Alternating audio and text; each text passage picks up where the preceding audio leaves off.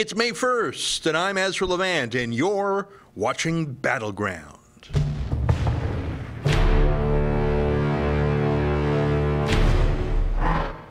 Boy, I love that little opening. It's very brief, but it gets me in the Terminator spirit of things. Welcome back. Today is the second day we're doing this live super chat on YouTube. We're just trying it out for a week, see how it goes. Yesterday, we had about 500 people at any one time watching over the course of the noon hour. And then, of course, once the live super chat is over, it's just permanently embedded in YouTube.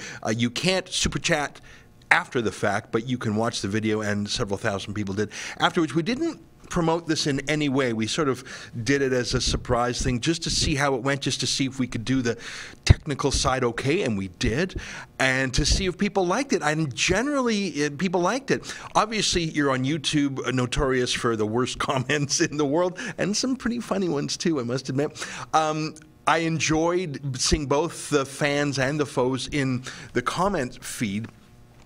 And it's called Super Chat. That's not a word I made up for it. That's what Google calls it. You can comment for free along the right-hand side of the YouTube page. But if you chip in $2 or $5, or yesterday someone chipped in $50, your comment gets highlighted in a bright color and it gets pinned to the top of the comment section for a period of time. So that's a fun way to really get your comment to the top.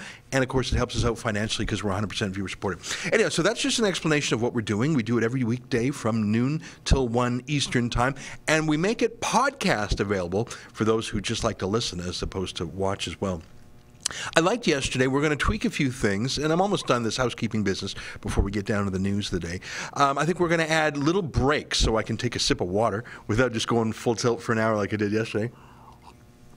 And we'll also use it to promote some other things we're doing at the Rebel. For example, we just announced an hour ago that on June 2nd, we're having our second annual Rebel Live event in Toronto. And the guest list is pretty fun, including some Rebel alumni, like my crazy friend Gavin McInnes. Oh my God, he's coming back. He's going to be our headliner. Of course, other talent with the Rebel, Katie Hopkins, myself, John Cardillo. I won't go through the whole list now.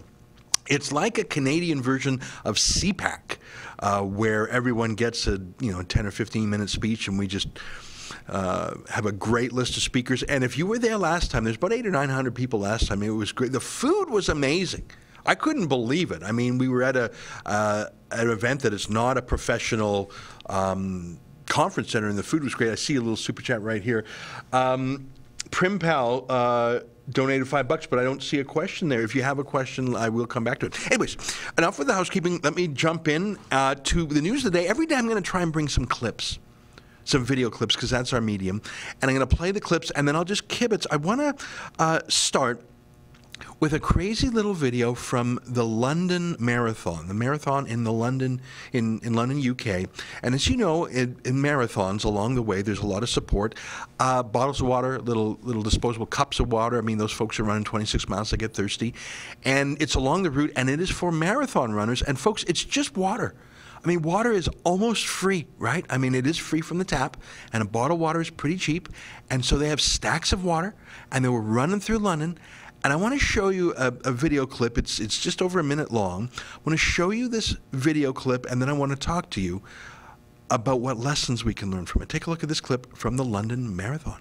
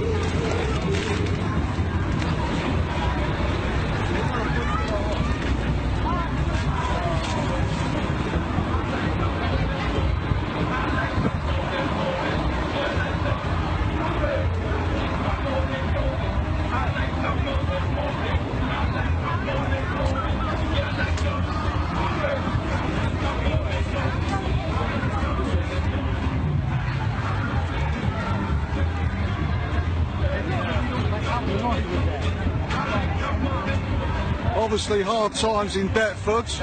The water supply has not reached here yet, as you can see by all the locals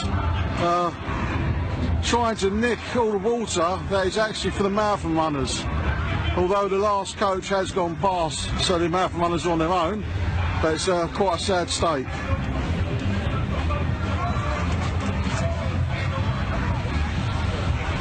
Well, there you go. Though it's just water, folks. It's not gold. It's not money. I mean, I guess you could take the bottles back and get 5 pence at the recycling depot. They were stealing water en masse. I don't know who they were. The guy taking the video selfie there called them the locals. I'm not sure if they're the locals or if they're migrants or what background they're from, but I think what we have here, and I saw that fascinating because the idea of just going to a parade or an event or a marathon and stealing water, just stealing it. Where does that come from? Who would do that? And it goes to something that we in the West have, and I don't know if we know we have it, and I think a lot of people sense that we're losing it. But I think it helps to put a name to things, and that is the difference between a high trust and a low trust society. We live in a high trust society. A high trust society lets women go outside unescorted by their husband or guardian.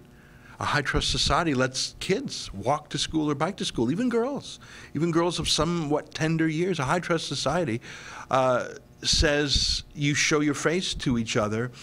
You don't wear a niqab or a burqa. High trust society is if someone gives you too much change at a store, you don't laugh and say, ha ha, I got an extra loonie or toonie or dollar. You say, oh, you gave me too much change. That's a high trust society where a deal can be made on a handshake because your reputation is valuable because everyone else in the community values the fact that they trust each other. A high trust society is the opposite of what we have in many parts of the third world.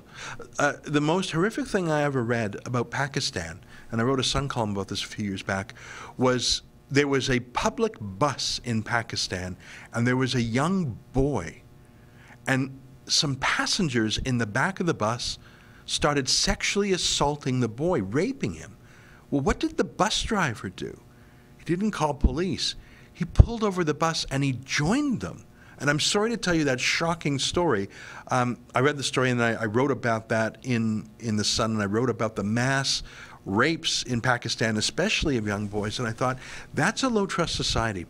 And the whole concept of these rape gangs that we read about so much in the United Kingdom, it shows the difference between a high trust and a low trust society. Of course there are thefts in high trust society. Of course there's thefts in Canada, but typically they're done in shame or in darkness. I mean, rape is not unknown in the West, but it's almost always a solitary crime done in secret, a woman being grabbed and taken to a back alley, for example. Whereas what's so telling about these Pakistani Muslim rape gangs in the UK is that they're groups of men together in on it. And I don't know if you've seen some of the footage out of, for example, Cairo, the Taharush, it's called, which mass sexual assaults, which have come to Europe, of course, in Cologne, Germany, New Year's Eve a few years back, where more than 500 migrants massively sexually assaulted over 1,000 German women on New Year's Eve.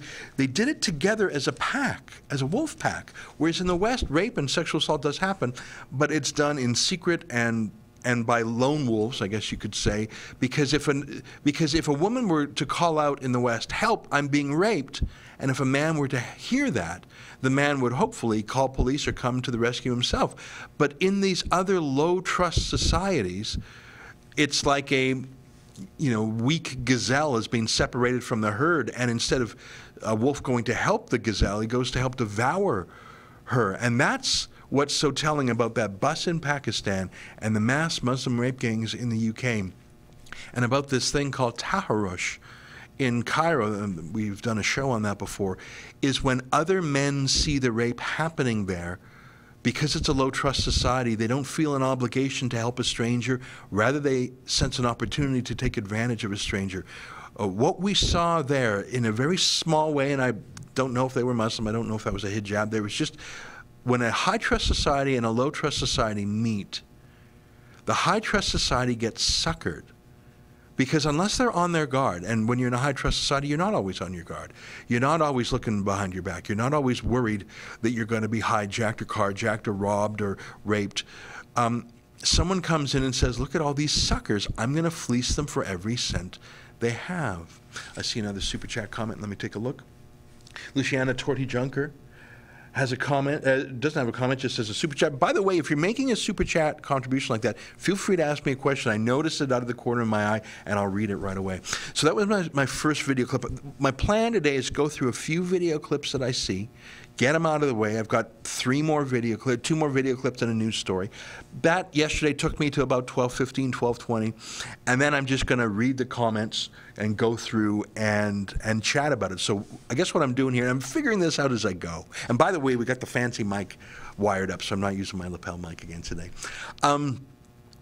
So I'm going to throw some fodder out there. I'm going to throw some videos out there, throw a news story. I got 4 today, and then we can have a good talk about it, and hopefully you'll throw me some good questions. I'll read the Super Chat questions first, but if there aren't any at the moment, I'll go through the rest of them. Okay, that's my view on high-trust and low-trust societies. And the thing is, high-trust societies take generations to make. You can't just suddenly decide that you want a high-trust society, because it's like a Mexican standoff. Whoever lowers their guard first, that's the sucker. That's the one who's going to be eaten alive. High-trust societies take generations. They take centuries of customs and law built up to protect that society. They can be undone in a generation, though, can't they? Welfare fraud, immigration scams are just an example of a low-trust society just devouring high-trust societies. In Canada, for example, in the United States, we're high-trust societies. If someone says they're a genuine refugee, we want to help them. Well, obviously, people from low-trust societies say, what a sucker. If I just say the right words, I can say I'm seeking asylum, even if I'm a caravan coming in from Mexico, which is not a military dictatorship from which people are truly fleeing. Or even worse, in Canada, where people are leaving Donald Trump and claiming to be refugees coming from New York State. There are no refugees in New York State, but we're a high-trust society being suckered by low-trust societies. Okay, I want to move on to the next one. I want to show you a video yesterday. Now, if you watch CNN, if you watch left-wing media, you will have missed this, because when this international news was being broken, CNN was covering a porn star named Stormy Daniels, who was filing a defamation suit against Donald Trump. That was the most important global story in the whole world for CNN, as opposed to this stunning story that I predict will be made into a Hollywood movie. It's so shocking and dramatic. Let me play for you a 2-minute clip of a former paratrooper who's now a prime minister of a country talking about the most stunning espionage activity, I suppose, since this paratrooper himself was part of the raid on Entebbe in Kenya some 40 years ago. Take a look at Benjamin Netanyahu and what he had to say yesterday. Here's a couple minutes from his 20-minute video. Iran lied. Big time. After signing the nuclear deal in 2015, Iran intensified its efforts to hide its secret nuclear files. In 2017, Iran moved its nuclear weapons files to a highly secret location in Tehran. This is the Shorabad district in southern Tehran. This is where they kept the atomic archives, right here.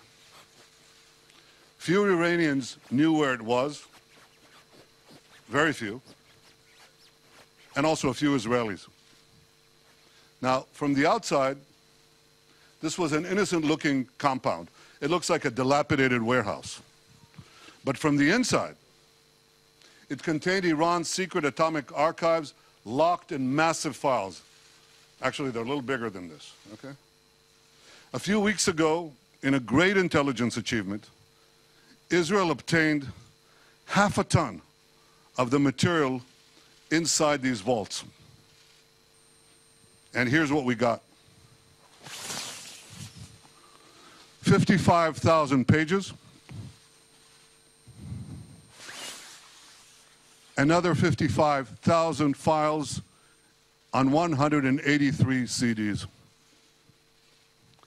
Everything you're about to see is an exact copy of the original Iranian material.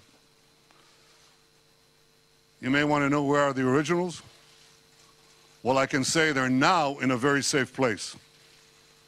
Here's what the files included: incriminating documents, incriminating charts, incriminating presentations, incriminating blueprints, incriminating photos, incriminating videos, and more.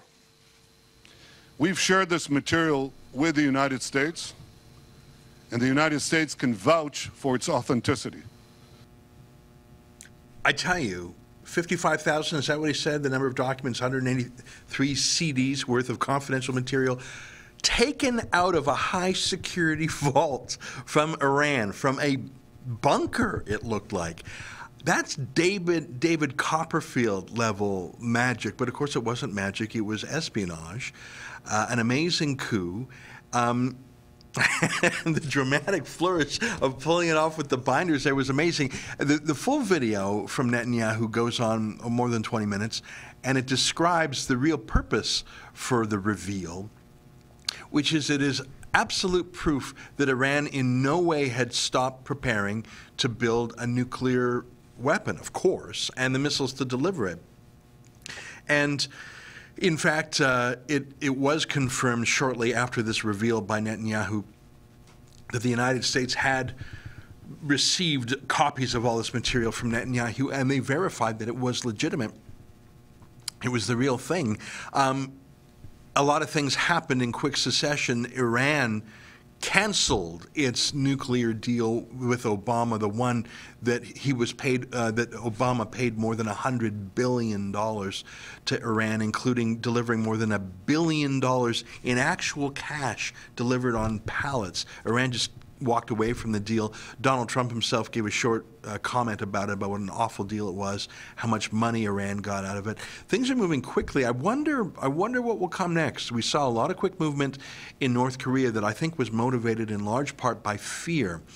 Not by wooing and promises like Obama and George W. Bush and Bill Clinton had done, but rather I think Kim Jong-un's fear that Donald Trump is like no other leader, that he was a wild man who would actually attack North Korea. I think it was a fear that brought Kim Jong-un to the negotiating table, and apparently to agree to a denuclearization. We'll find out soon enough.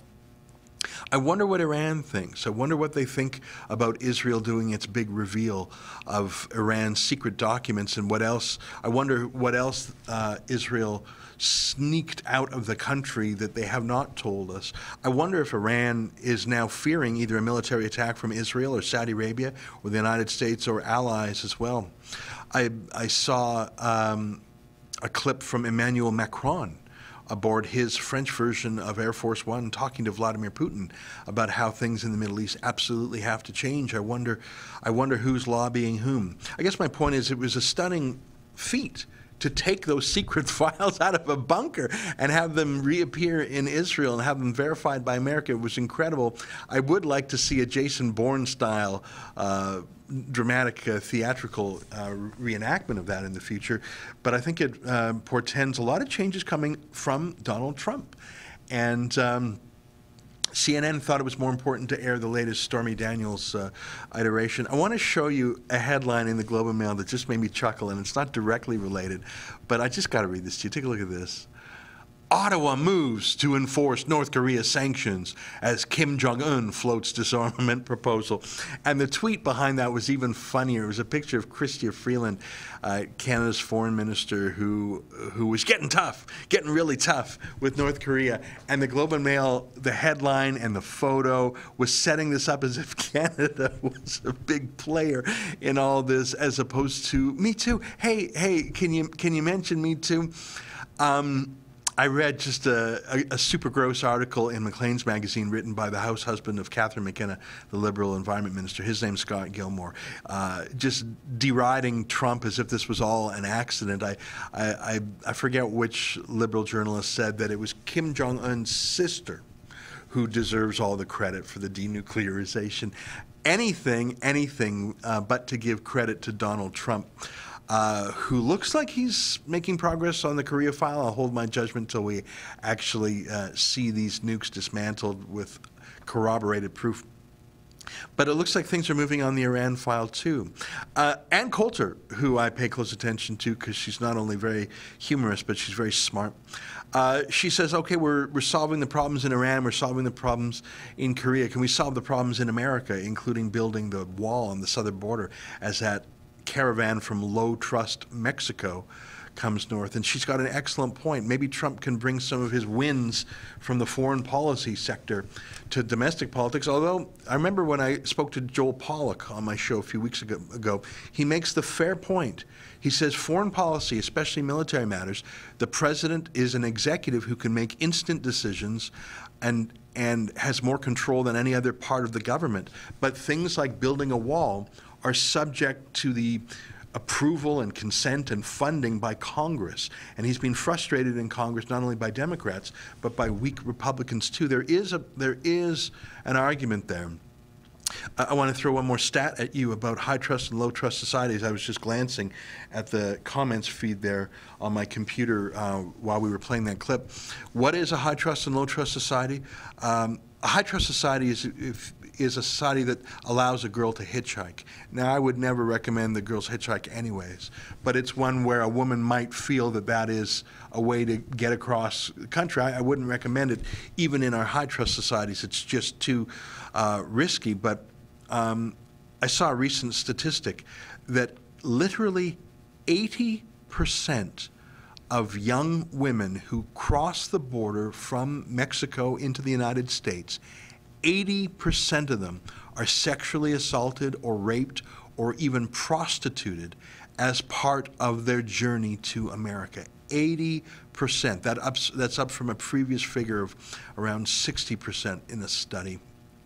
That's a low trust society coming to a high trust society. And as Donald Trump said, when you bring in those parts of Mexican society that are the rapists or the MS-3 drug dealers or the other drug cartels, you bring that approach and they just tear through America because it's a free country that's not built for waves of low-trust migrants. There is one more video that I want to show you today.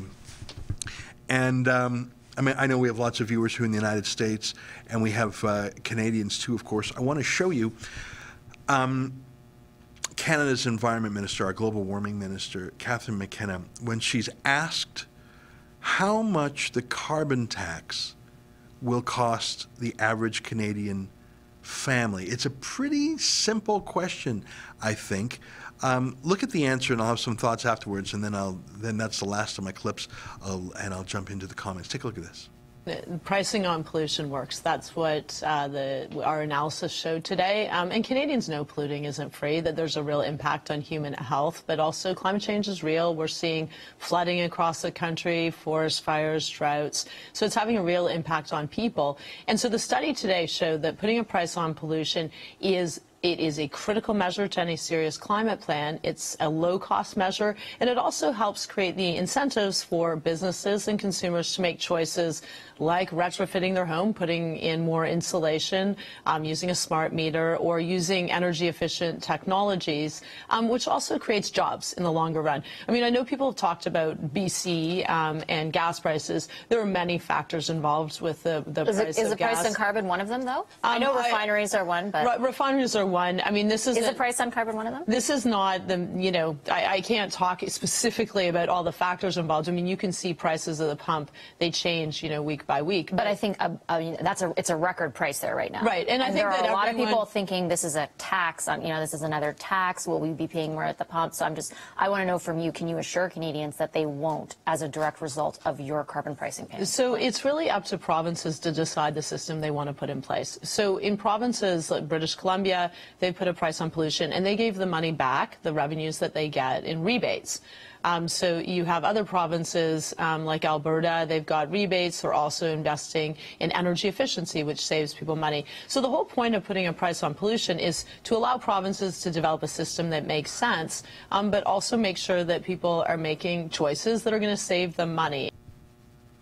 That's an incredible clip. I see there's a super chat by Lamberger. I'll come back to your chat in a bit, but first I want to talk about this video.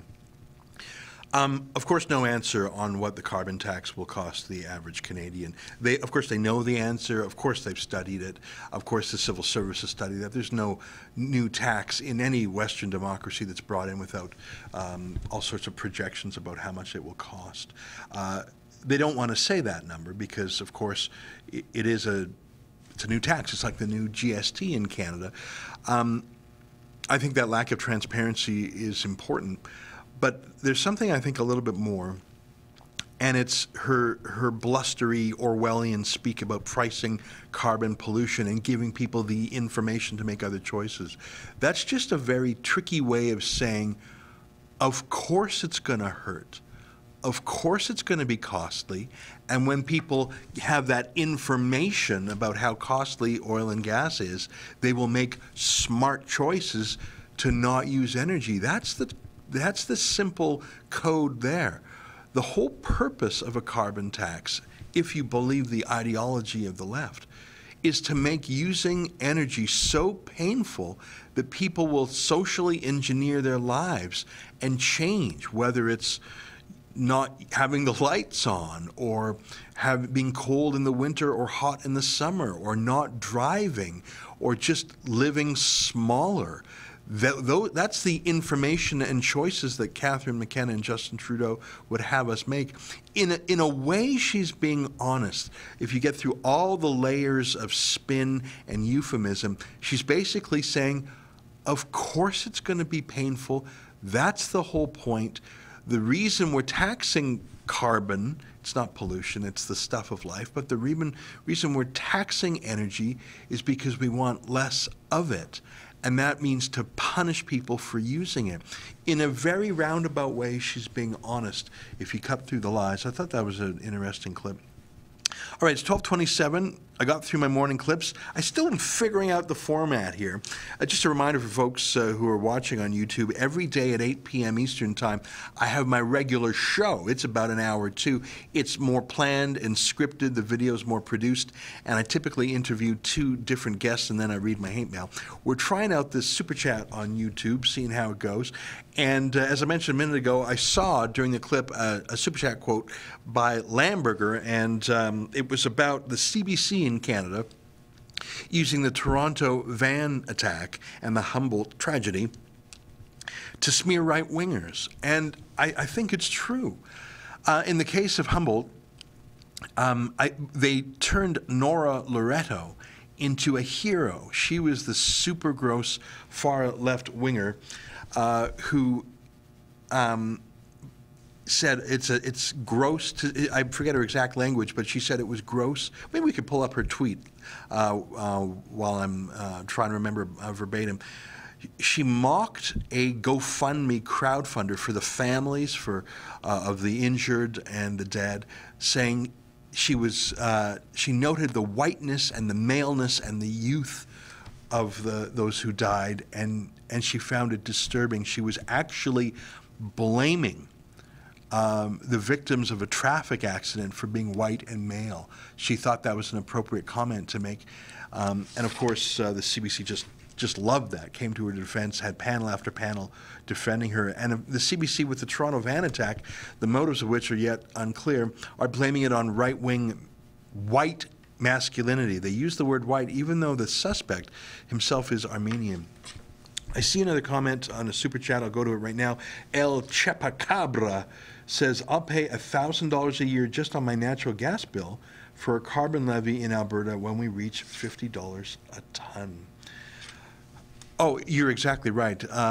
There's a thing in Alberta where Rachel Notley's introduced her carbon tax where people are tweeting pictures of their natural gas bill. And I saw one the other day where the tax on the natural gas was almost as much as the natural gas itself. And that is what Catherine McKenna is talking about, punishing energy users so deeply that they, turn off the gas. But we need gas.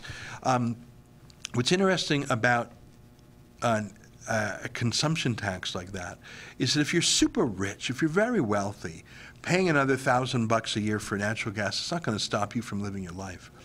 But if you're the poorest of Canadians, if you're very low income, you can't just stop using natural gas. If that's how you heat your home, if that's how you,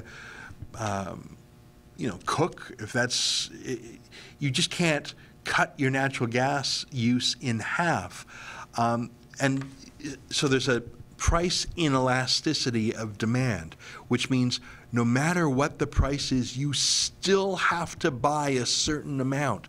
Yeah, maybe you can use a little bit less here and a little bit less there. But if your house is heated with natural gas, if you cook with natural gas, you just have to use it.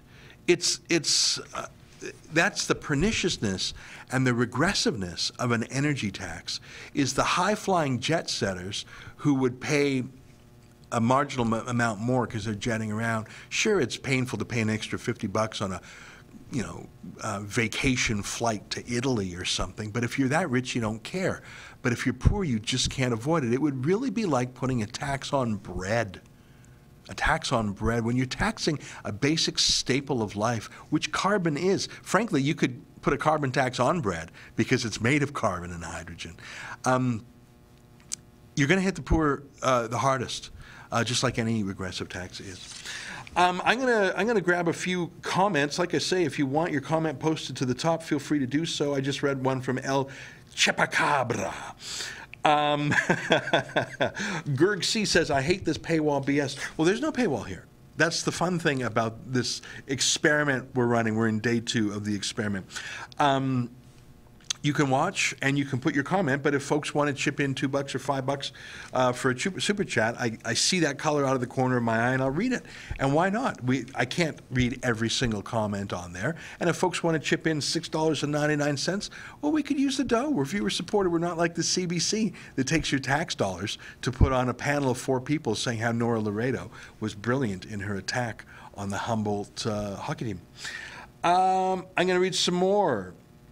Slam says, I like how the left has pretty much changed it from global warming to climate change, so they can't be told it's wrong. You're right, and that's why I almost always say the words global warming, because they don't like that, because we had a very long, cold winter in so much of North America this year, for example, and I love saying global warming when it's so bloody cold out. I'm going to read some more.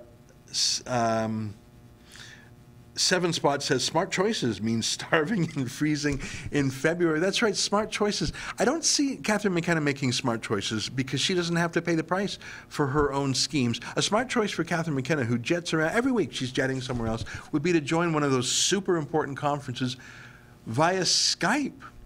I mean, is it really, really that important for you to fly to an important meeting in Cancun in the wintertime to meet with your fellow global warming fighters? Why couldn't you join them via Skype? What grosses me out is whenever we see from cabinet minutes where they expense carbon offsets. Do you know what I mean? It's that money that they pay to these scammers. Oh, well, let me burn fuel. I'll give you an extra $10 and my conscience will be clean. But we're paying for that. I mean, if you are Catherine McKenna or some other bureaucrat or politician and you really believe in carbon offsets, I mean, talk about an Enron accounting scam. If you really believe in that, if that's like a tithe, if that's like, giving $5 to the beggar to make your conscience feel better, even though it's actually not helping the beggar, fine, go ahead and do that. But then don't expense it. Don't expense it. There's some chat on the comments about Andrew Scheer and my monologue yesterday on the show, and I think I referred to it also in the super chat. I mean, I know Andrew Scheer a little bit. I visited him in Parliament a few times. I've met his dad. I think I've met his team. I mean, I'm not close with him in any way. I don't want to pretend that. But he's shy a little bit, and he's conflict averse, and that works great for a backbencher, and it worked really well for Andrew Scheer as the Speaker of the House of Commons, because if you're conflict averse, you're probably going to help hammer out disagreements amongst the parties about things that disagreements should be smoothed over, like the actual operations of the House of Commons itself. When you're the Speaker of the House of Commons, yes, you have to keep order in question period and make rulings about what's in order and what's not. But most of what you do is behind the scenes, just allocating office space or talking about budgets or, repairs. And all of that is consensus building stuff. Andrew Scheer was really good at that. And for 9 years, that's what he trained to do. And then to take a guy who for 9 years had basically an unlimited budget, did everything in gentle backroom meetings. Whenever someone objected, he would, hey, can we work this out? To take someone like that and put them in the prickliest, pointiest job in Canada to make them the leader of the official opposition, I don't know if that's working, because he's never had a tough scrum in his life, so he defers to journalists. He's not used to pushing back against journalists. And I think that Andrew Scheer is actually very easy to manipulate if you're an enemy of the Conservative Party. What I mean by that is, if you're a journalist, you basically put a question to him framed in a way that says, if you don't agree with me on this liberal bromide, you're a hater, you're a racist, you're an Islamophobe, you're a dinosaur, you're a climate denier, and you put it to him and you pretend to be friendly. Say, Andrew, you know what the right answer is, and if you answer this question on global warming or open borders or the rebel the right way, if you answer any of these things the right way, I'll give you an approving nod and you'll escape this journalistic incident unscathed. But if you give the Conservative answer, boy, it'll be a shame if something happened to you in our press coverage. That kind of constant, permanent, perpetual shakedown threat by the media is actually the easiest way to manipulate Andrew Scheer. A genuine Conservative in the party doesn't have that luxury, because it's actually the flip side of that coin. If you actually had a genuine Conservative in the party, whether it's Maxime Bernier, who came in a very close second in the leadership, or Brad Trost, or frankly, oil patch backbenchers who were forced to vote for the UN global warming scheme, the opposite effect works against you, in that Andrew Scheer says, if I marginalize Brad Trost, if I marginalize these true right-wingers in my caucus, then I can go to the media and say, look, I'm not this bad guy that you say I am. I voted for the global warming. I don't go on the rebel. I've banned my MPs from doing so. I've marginalized the Conservatives. So his love for the media is the other side of the coin of his marginalization of Conservatives with his own party. It's sad in a way, because we actually need a truly Conservative party, but that's the one thing Andrew Scheer will not be, because he will not get approval from those from whom he craves it. All right, I'm going to keep reading comments here. Let me check to make sure I didn't miss one. Okay. I am just going to scroll through my comments here. High trust areas have low pollution. You know what? I see your point right away. I see your point right away. Why is it that in low trust societies, the idea of litter or picking up litter, or a community group going out to pick up someone else's litter, is non-existent? Why are there such ugly slums in third world countries? Now, one reason is they're so poor, but that doesn't explain, you can keep your own room neat, you can keep your own backyard neat. The lack of private property has something to do with it, but I give you the example that's ubiquitous across Canada and the United States. When you're along public highways, sure, there are sometimes government garbage picker-uppers, sure. But how often do you see little signs that say, this patch of this next mile, highway maintenance brought to you by the local Rotary Club, or even a local business? And what that means is that, I don't know, once a month or once a quarter, that company or that Rotary Club or that Boy Scout troop goes along the public highway and cleans up someone else's garbage just for the public good and for their own sense of pride and their own commitment to increasing the trust capital in our society. And that the sign, the effect of the sign, this area is kept clean by the local Boy Scout troop, is meant to make you feel, well, I certainly wouldn't want to litter, because even if I thought I could get away with littering on this open stretch of highway, I know I would be violating the good faith of that little Boy Scout troop, so I'm not going to do it. So we don't litter, partly because we care about the environment, but mainly because we don't want to mistreat others in our high trust society. But if you come from a society that regards altruism as something that suckers do, of course you litter. Why would you care if some idiot wants to waste his time and money picking up somebody else's garbage, let him do it.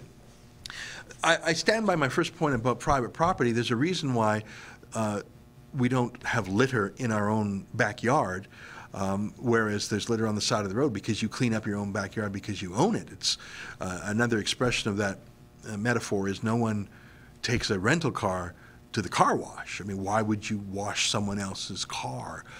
In a high trust society, we do things for each other for an intangible reason, to trust each other in the hope that what comes around goes around.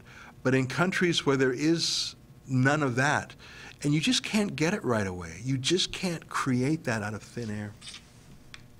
I'm going to go through my comments here. I don't see any more super chats, but oh, there's a little bit of a delay in my own computer here. CO2 is plant food. Go green. Go CO2. Well, that's right. I mean, the first I ever heard of carbon dioxide when I was a kid was when I learned about photosynthesis. And of course CO2 is plant food. To call it pollution is unscientific. And what's good CO2 and what's bad CO2? Is CO2 good if a plant consumes it? Is CO2 good if an animal emits it? If an animal breathes out CO2, is that morally superior than if a person does? What if an ambulance emits CO2 from a diesel engine to go save a life? I mean, it's so absurd to say that an actual element in the periodic table is pollution. And for politicians to repeat that, and even for scientists to repeat that junk science, is so debasing to the language. It truly is Orwellian to call an element carbon pollution. Okay, let me look through some more comments here. I think my comments page is stuck because I haven't had some new ones come in the last. Oh, there we go. If plant coughs inhaling CO2, then it's bad. Look at the root of the green agenda, and it will connect many of the dots. Well, yeah, the green agenda, I think, is a few things. First of all, it is an expression of socialism and anti-capitalism in the West. I mean, it goes back centuries to Luddites. There is an angst that comes about from the industrialization of society and the loss of our more natural ways. I accept that that's true. But I think that movement has been hijacked from socialists, or watermelons as they're called, green on the outside but red on the inside, where environmentalism is an excuse to deindustrialize and tax the West. I note many times that Greenpeace has never in its history condemned oil and gas production in OPEC countries. Have you ever seen Greenpeace protest against Iran, Iraq, Nigeria, Venezuela, Saudi Arabia? Of course not. And I'm not even saying go to have a protest in those countries. Of course, it's illegal to have a protest in a place like Saudi Arabia or Iran. They'd arrest you. They might even kill you. I'm talking about even putting out a press release from their international headquarters in the Netherlands. Of course not. It is not a true environmental agenda. If it was, they would go after Saudi Arabia and Russia as vigorously as they go after Alberta. All right, let's get some more. Hey, Ezra, whatever happened to the French branch of the rebel with Eric Duhem? Well, we have Eric come on my show, I don't know, once a month or so. He was on just the other day talking about Alexandre Bissonnette, the convicted murderer at the Quebec City Mosque. We enjoyed working with Eric for Le Rebelle.media, and hopefully we'll do some projects with him again. We remain friends with him, and he comes on the show in that capacity, but we aren't doing that French language show. Maybe again, I think that they really could use something like The Rebel, especially given the open borders between New York and Quebec. It's just absurd. First, the massive Haitian migrants, the Salvadorian migrants, it's just... Quebec, I mean, you know that they've run out of patience when Justin Trudeau is literally busing migrants out of Quebec. Toronto will take them because Quebec is at its limit. I think we really could use The Rebel in French. And you know, I do keep in touch with Eric, and we still talk on our regular Rebel. See why liberals in hot air balloons never crash. It's because they all start talking at once. Yeah, okay, the hot air joke. Why is there so much effort to get oil to sea but never to produce gas here? Well, I'm not sure where you're located. Your name is user unknown. Canada is a net exporter of oil and gas, but what's frustrating is Eastern Canada imports oil, including from OPEC countries. So you have Saudi and Algerian oil tankers coming in by ship to Halifax, to St. John, that's actually the largest refinery in Canada, to Montreal, instead of Canadian oil. And that makes no sense to me. I mean, when Denis Coderre blocked the Energy East pipeline and Justin Trudeau and Catherine McKenna killed it by changing the rules on them halfway, that didn't stop a single Montrealer from driving his car. That didn't stop anyone from heating their homes. It just swapped out ethical oil from Alberta for conflict oil from OPEC. I mean, when the Northern Gateway pipeline was killed, Kinder Morgan's Trans Mountain pipeline is being killed. Do you think the world will consume one fewer barrels of oil, or will it just simply be produced by a Saudi tyrant? It's obvious. I see a super chat from Ali Clark. I'm going to read it. From Alberta and UCP member, that stands for United Conservative Party. For those not in Alberta or Canada, that's the United Conservative Party that is way ahead in the polls in Alberta, quite likely to win the next election next year. Ali Clark says, was very upset to hear Jason Kenney won't speak with Rebel. Pandering to left like Scheer. Will no longer be donating to them. Already stopped donating to Conservative Party of Canada because of this. Tired of grassroots being ignored. Well, Ali, me too. And I should say that, I mean, I still admire Jason Kenney.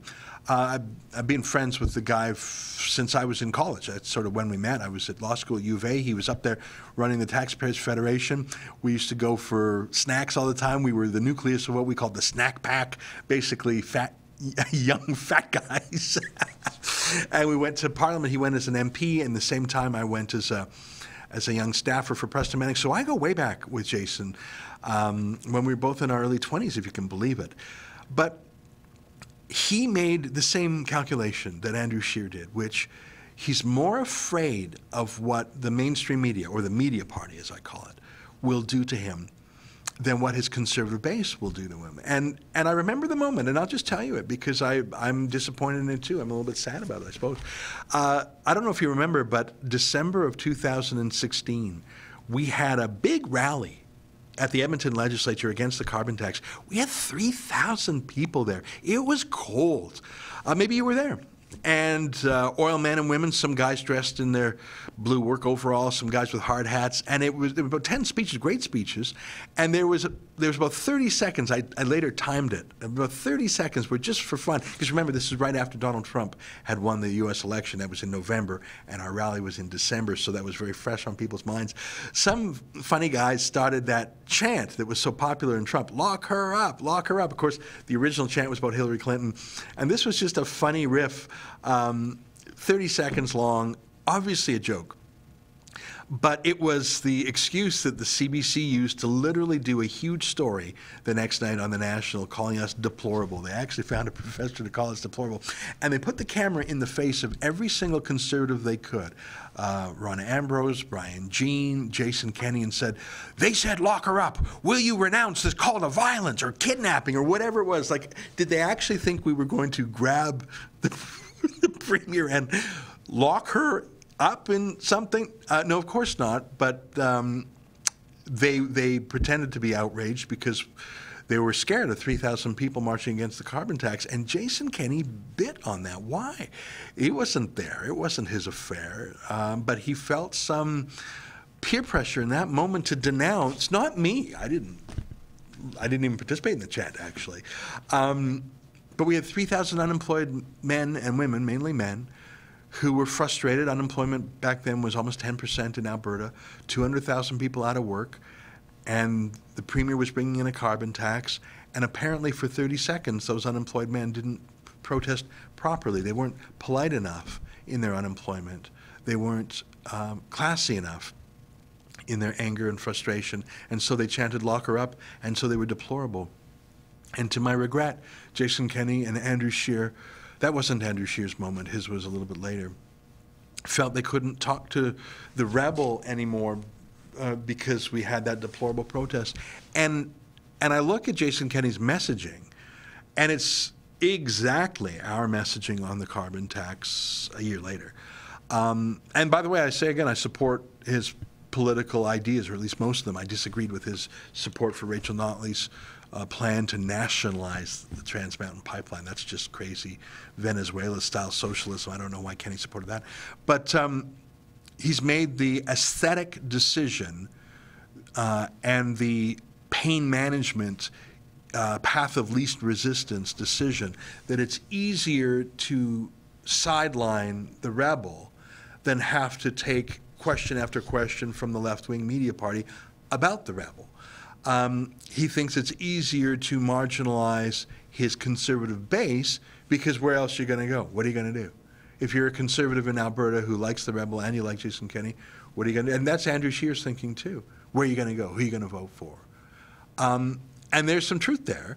And with Jason Kenney, it won't make a difference because he's leading in the polls by more than 20 points. But with Andrew Scheer, too many times you throw your allies under the bus and you encourage your enemies. You do that too many times, and you know what? Your enemies are enthused and motivated, and your allies, well, they stay home. Maybe they don't donate, as Ali Clark mentions. Maybe they just don't show up at the polls. I think that's the difference between a Patrick Brown conservative and a Doug Ford conservative. Patrick Brown was so unconservative in anything but name. There were so many lackadaisical, unmotivated conservatives, whereas Doug Ford, because he's plain spoken and he's not afraid of the media, I think he's really breathed a lot of life into the party. I think Jason Kenney obviously doesn't need the rebel to win his next election. I think Andrew Scheer might. And I'm not saying that we are a political auxiliary to him.